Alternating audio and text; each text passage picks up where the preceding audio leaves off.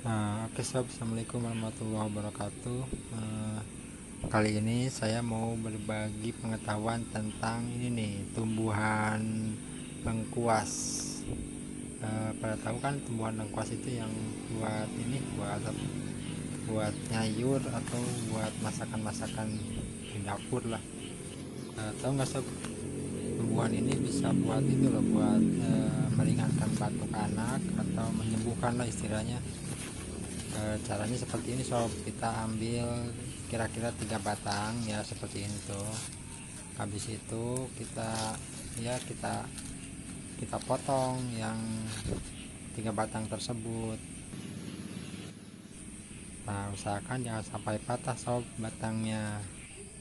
Nah, seperti ini ya. Nah, kalau sudah seperti ini kita potong. Nah, hasilnya potong seperti ini setelah dipotong sob, jadi hampir ke ujungnya kita potong ya. Setelah kita potong, kita masukin kantong plastik sob. Nah, seperti ini. Kalau enggak apa deh, yang penting bisa bisa buat menampung airnya, bisa aqua atau apa aja.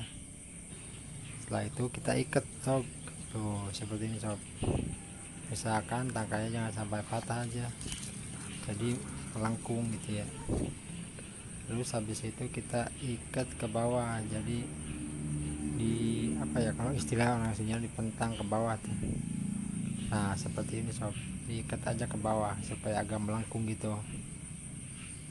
Nah, pokoknya ini batangnya jangan sampai patah aja. Nah, setelah itu kita biarkan selama 1 malam sob. Sekarang kan kira-kira pukul 6 sore ya. Nanti kita angkat atau kita lihat lagi kira-kira pagi hari sob.